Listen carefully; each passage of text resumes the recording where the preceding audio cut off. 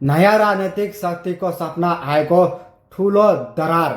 रवि लामिछाने नेतृत्वको रासपा र कुलमान घिसिङको उज्यालो नेपाल पार्टी बीचको एकता किन र कसरी 12 दिनमा भत्कियो? 12 दिनको एकता, 12 दिनकै पीडा शनिबार सार्वजनिक रूपमा घोषणा भयो।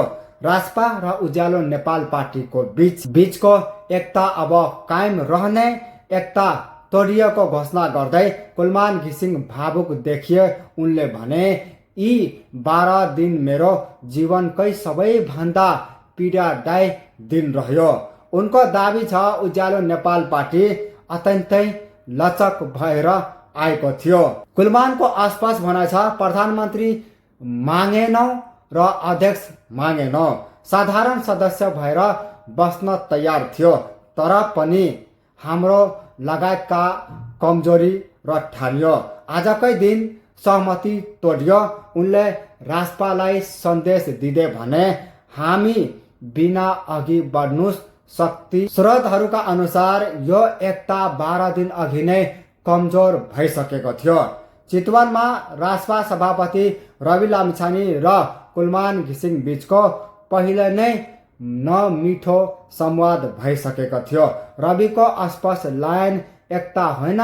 चितवनको छलफलमा रवि बनेको भनाइ स्रोतले यसरी र उद्धृत गरेको छ, उज्यालो पार्टी रासपा सहमति हुन भन्ने ठिक, तर समान हैसियतको एकता हुँदैन।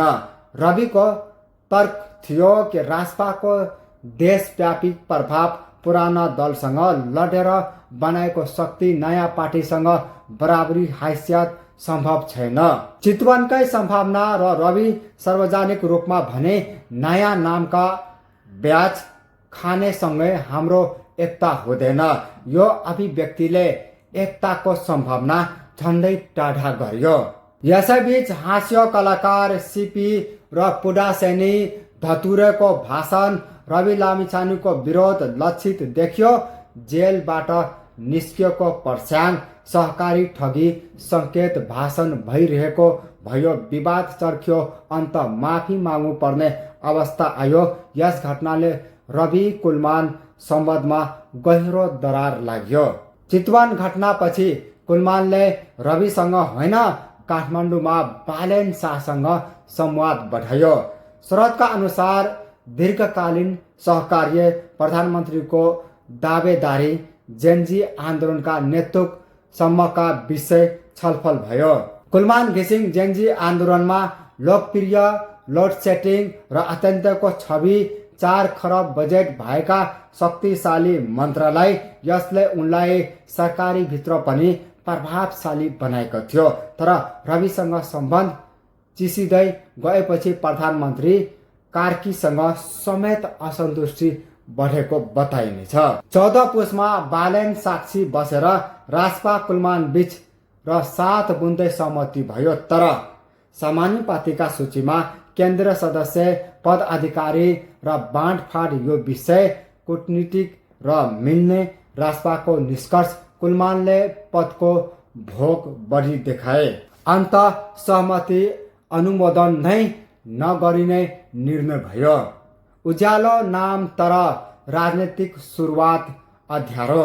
एकता तोड्दै कुलमानले आफूलाई लोड सेटिङ अन्त्य गर्ने प्रशंसकका रूपमा चित्र गरे। तर विडम्बना, उज्यालो नेपाल पार्टीको राजनीतिक मात्र भने अँध्यारो मोडबाट सुरु भयो। अब मुख्य प्रश्न, यहाँ शक्ति किन आपसमा मिल्न सकेन? अहङ्कार, हैसियत र पद कुन हावी भयो? जेन्जीका सपना कसको हातमा सुरक्षित?